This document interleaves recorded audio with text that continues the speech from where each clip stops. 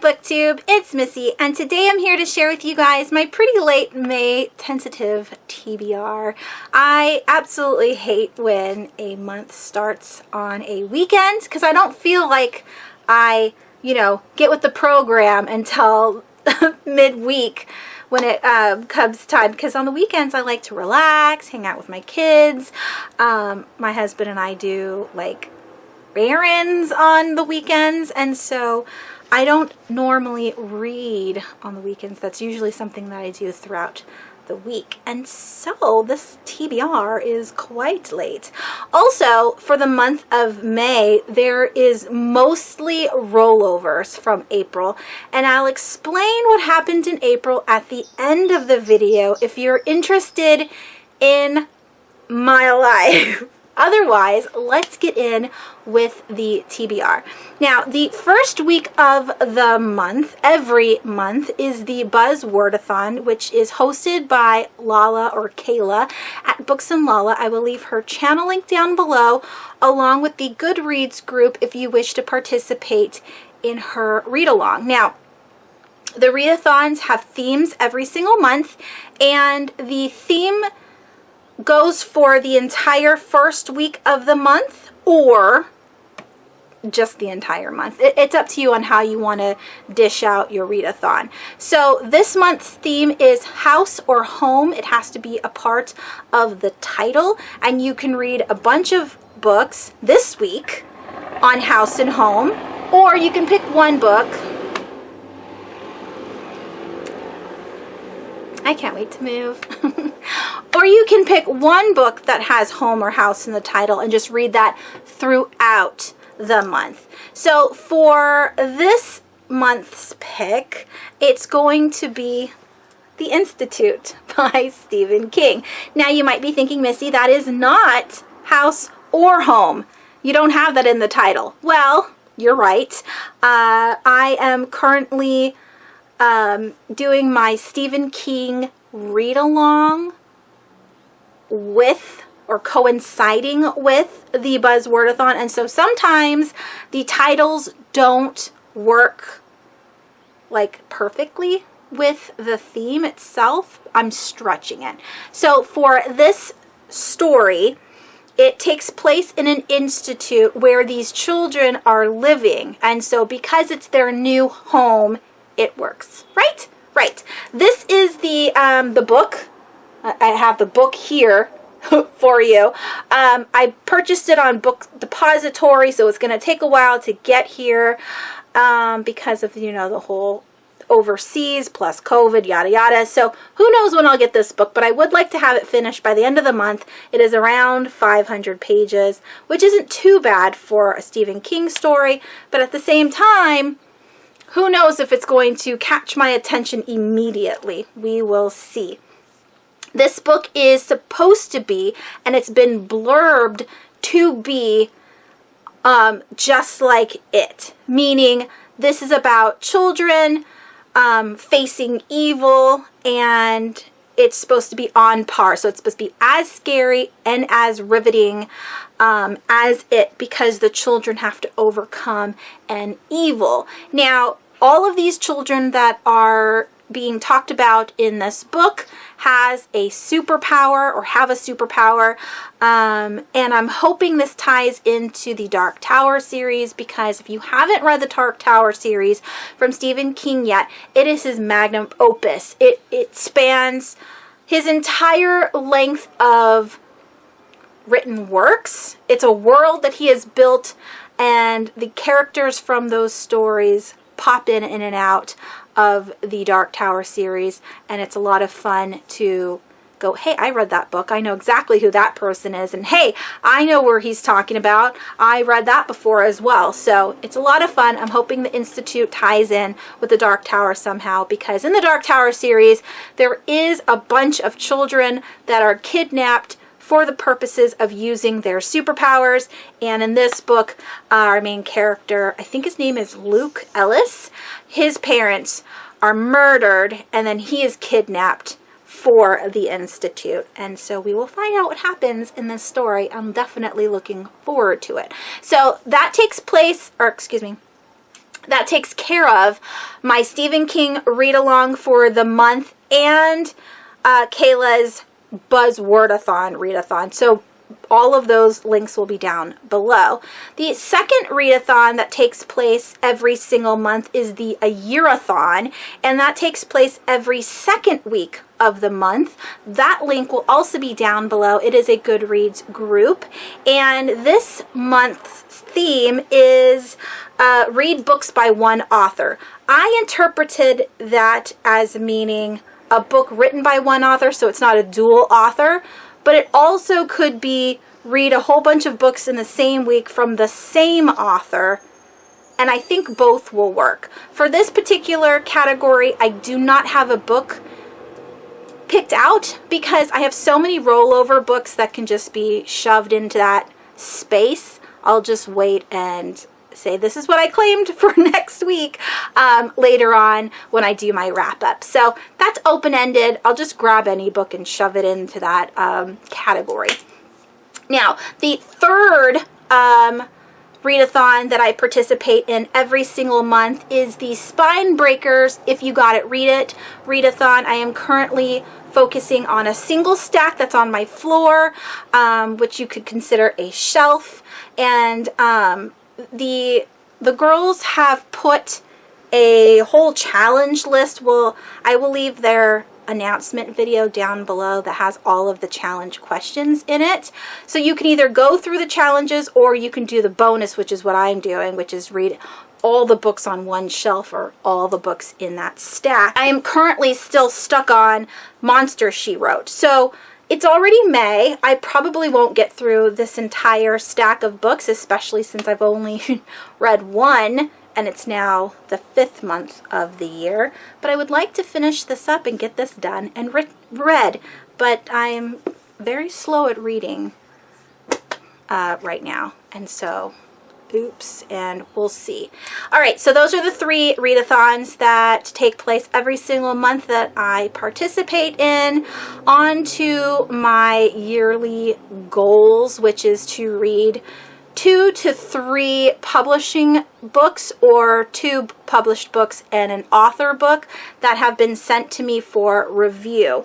With that being said, I have a bunch that I received in the mail recently that I'm supposed to read, I thought in May, but when I looked these release dates up, they said they came out in April, which I'm confused because I got the packages for these books in the middle and end of the month, and so I'm not sure when I'm actually supposed to read these. I'm not part of a tour group, so it's not like a set date is placed for me, but it would be nice to have them read for the publishing company. The first one I want to talk about is All That Fall by Chris Calvin, and this is a thriller, and April 13th, and it's about Emma Lawson is the youngest lead government ethics investigator in California's capital.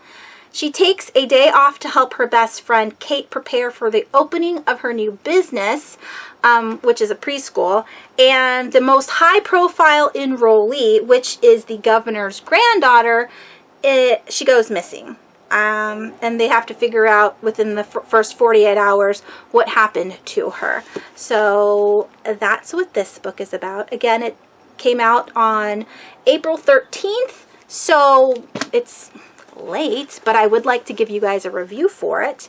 The next book that I received in the mail is The Secret Lives of Dentists by W.A. Winter. I can't remember if I even asked for this book. I must have. But this one came out on April 20th. Again, I'm late on this one, but I do want to read it. And this one is about Teresa Hickman was 3 months pregnant when she was strangled.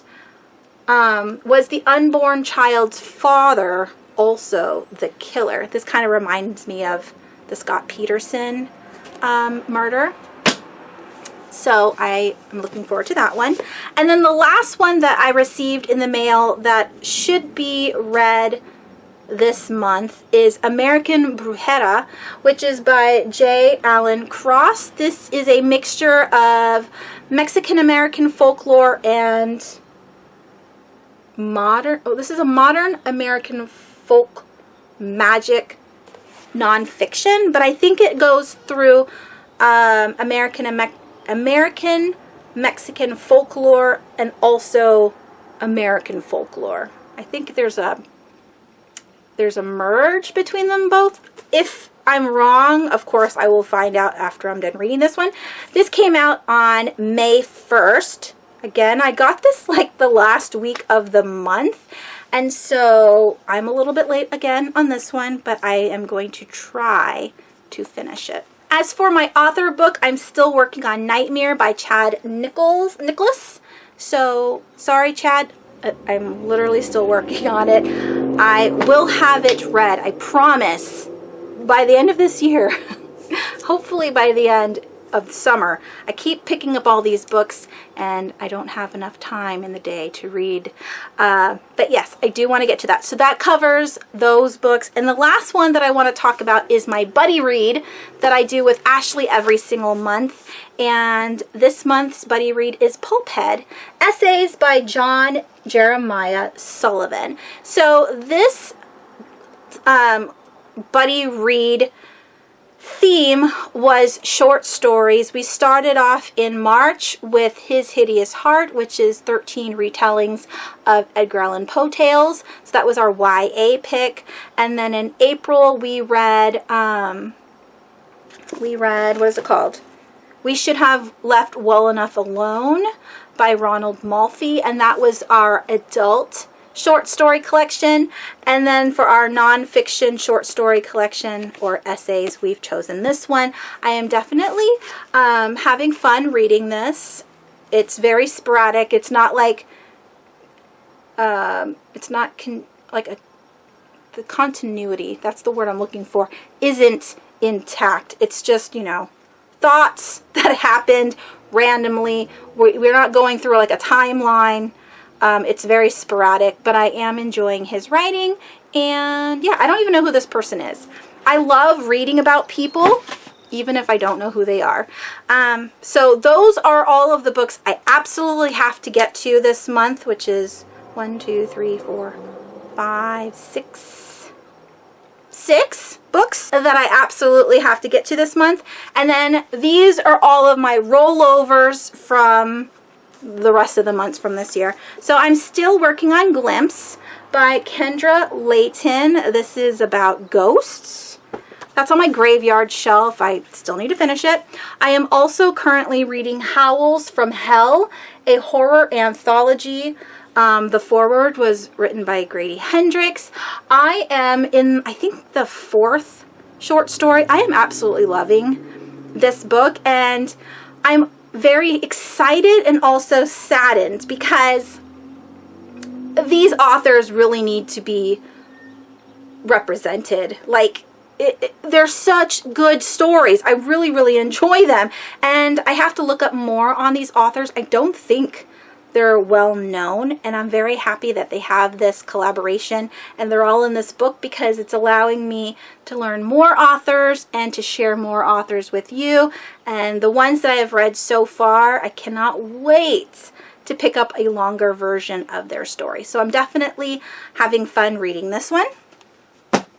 And then last month during the Dewey's 24-hour readathon, I did start Gory Details by Erica Engelhaupt. This I got from either K Publishing. I think I got it from K Publishing.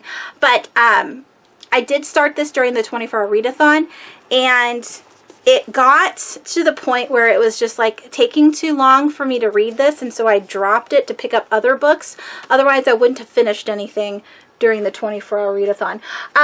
What I was most disappointed about with this book, just on the aesthetics, is that it's got this really cute cover, and then when you open up the first page, it's got all these really great illustrations, but you don't see that throughout the story. I mean, you get a little bit of it for the transition page, but I was hoping for more of these illustrations. So when you're reading the information as a whole, it is a bit bland, you know? I mean, the information is a lot of fun to read about, but the pages are kind of boring to look at. And I don't know.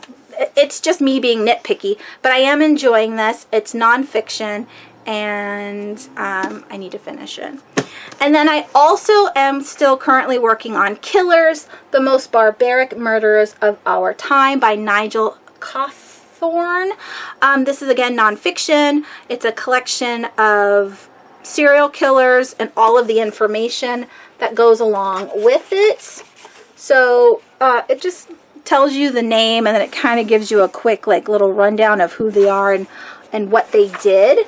So it is interesting. There is a lot of grammatical errors in this book. I'm not sure how this was published like that, but because of that, it's turned me off from picking it up randomly, while I'm cooking or whatever. I pick up other things because I know when I get the book open and start reading, I'm going to get irritated because it's not written well.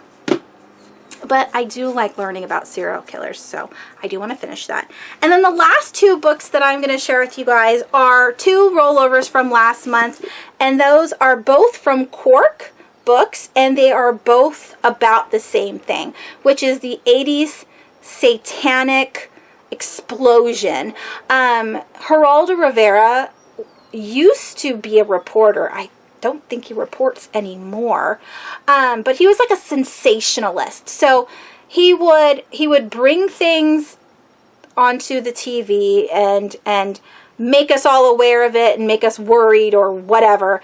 It was his popularity. Is he liked to bring Satanists onto his talk show or other people to gawk at, and then the audience would get all riled up. But anyways, he was the one who started reporting on this 80s satanic cult thing that was happening, and both of these books are based on that. So this one is a fictional story about the 80s satanic, I don't know what it's called, satanic panic. And then this one is about the Sons of Sam by Maury Terry. And this was published a long time ago, but there's a little bit more information that has been added to it. And it's about the son of Sam, which was a serial killer. But this is like a conspiracy theory kind of book where the author was really reading into it, and he thought that the son of Sam had accomplices, kind of what's his name? You know what I'm talking about. The guy with the swastika on his forehead. He was the mastermind. I can't think of what his name is. Helter Skelter. Oh, I have such a bad brain fart. Why? It even talks about it, I think, at the beginning of the story. His name is... Okay. I can't think of his name right now. It's really irritating me. But he was the mastermind that killed the Tate girl. Again, I have... When you get older, your brain does not work anymore. I mean, if my brain ever worked, it's just not working anymore now.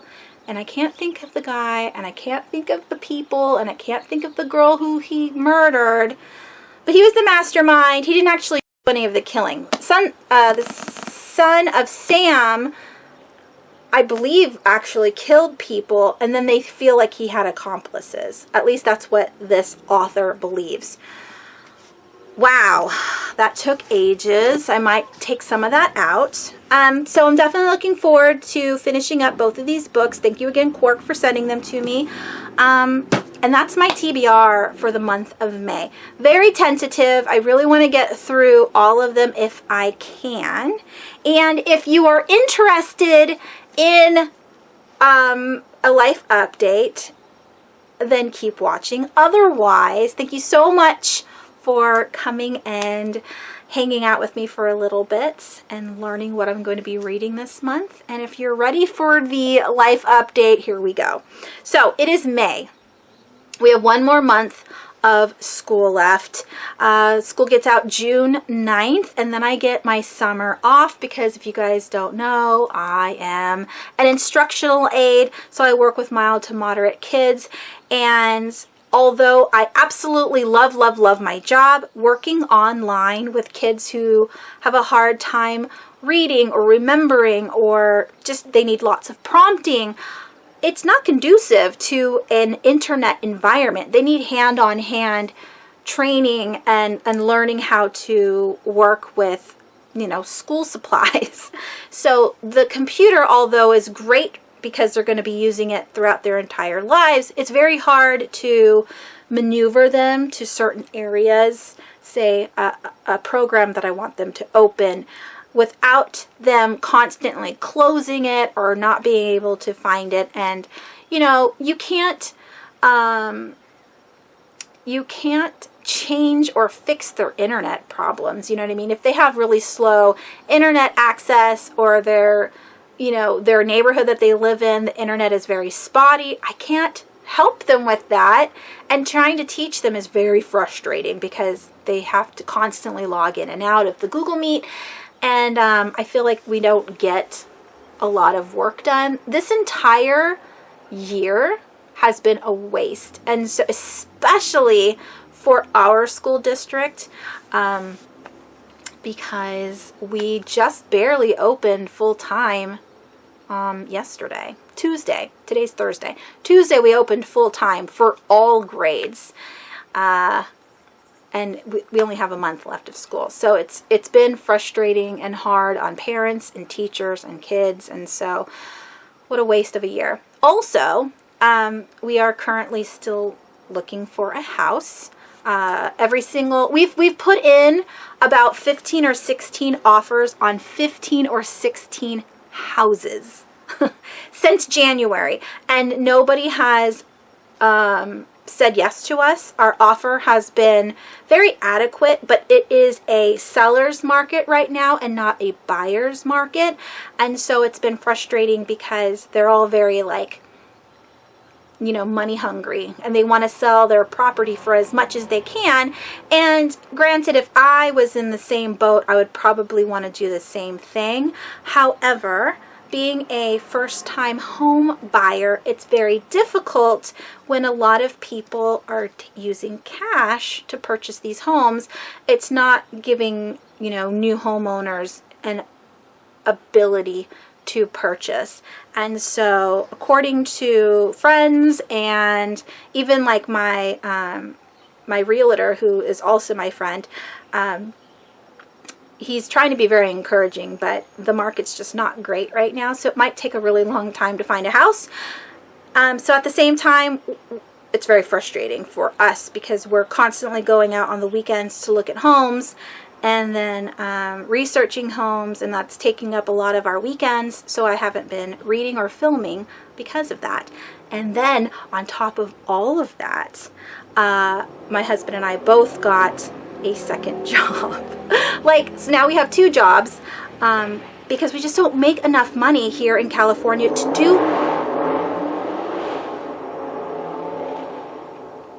do anything. I cannot wait to move. I cannot wait to move. We live in a valley. Everything that happens up the hill echoes into my house because the window faces the road, and it's a main street between two freeways. It's kind of like a secret road that everybody from one freeway takes to get to another freeway. And it's very frustrating because then traffic is always backed up and it's very loud in front of my room, and I hate living here and I can't wait to move. So we got a second job. My husband is a scientist and I'm like a teacher essentially, you know, and we don't make enough to get a place. So we've gotten second jobs to help supplement the down payment of our house, so that way people will be more interested in allowing us to purchase it. And if you haven't heard of Shipped, I wasn't told to talk about my second job, but I figured you guys would be interested. It's a shopping app, and it's made by Target, I think. There's a whole bunch of stores that are underneath the Shipped logo, and that's like Target, Bed Bath & Beyond, Party City, Ralph's, CVS, I think, and some other places. And I just started working for them the last, I want to say 2 months. I've been going with my husband and helping him on the weekends do all the shopping. And so we'll go to like Target and we'll actually shop for the people. They'll have a whole list of what they want, and we'll go and we'll scan all of these items and put them in a shopping cart and then take them to the front and bag them ourselves. And then we drive them to people's houses and drop them off. So if you're wondering, Missy, why haven't you been filming? Why haven't you been reading a lot? Why?